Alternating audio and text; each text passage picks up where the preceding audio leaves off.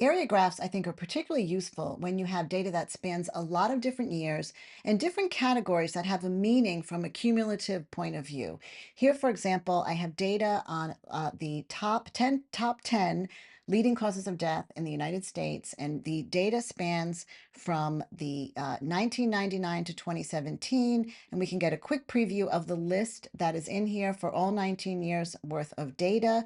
To make the area graph, I'm going to use the pivot command of this. This is a long set of data, and the pivot command is perfectly suited to making the area graph here. The bars command could do this too if the data is wide, but for the pivot with a lot of data, this is great. Now, the first thing is it will make the side-by-side or grouped bar graphs by default, just like the bars command does. We can change this easily to an area graph, and nice, there is my area graph. In order to see which colors correspond to which categories, add a legend. Let's go ahead and move this over to the right-hand side so it's not overlapping my data. But what I really need to do is change the colors here, because you see that colors are repeating. Within many of these commands, the colors, there's 6 standard colors that will repeat, and that's what's happening here if you have more categories than that. But don't worry, we can fix this very easily. First, let me just quickly swap with this shortcut down there so you can see what I'm doing more. Expand open the pivot command. Here you see the pivoted version of the data, which you can extract back into the data table if you'd like to do that and see that table a little bit more. But let's see, what are we going to do here? Ah, colors. That's what I was trying to say. Colors. Colors are down here. You see the repeated colors, but go to the presets. And I kind of like this spectral pattern for this type of data. And boom, there, that's very nice. Now we have a nice colors set differentiating between each one of our categories. But the other thing that I want to do here, pro tip with data like this, with area plots, what do you want to do? You want to sort it. And this sorting within the pivot command is really easy. I'm just going to change this to increasing. Now I see my top 2 leading causes of death.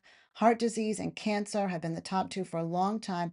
You can see that they have gone down and the death rate has gone down here. But in any case, this gives us a visualization of the data that we can understand it much faster, certainly than looking at just the numbers.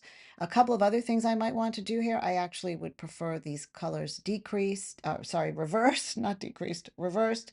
Now I have heart disease red on the top. And that's it. There is your quick view of making an area graph. But I do have one more important pro tip for you here, because the pivot command by default will make your categories or treat your uh, x-axis as a categorical axis by default. And what you need to do here, you see where it says categories? If you want this to be numerical, you can uncheck this. Why does that matter? Well, when it's categories, if you need to make a much narrower graph, they will overlap with one another if you look on the x-axis. But if I make this numerical, I uncheck the category box. Now I have a numerical axis, and you see how the tick marks adjust, and the number of major tick marks I see will be reduced so they don't overlap. Sometimes you want to show the categories, like in this case, maybe I do want to show every year, and I can do that as well.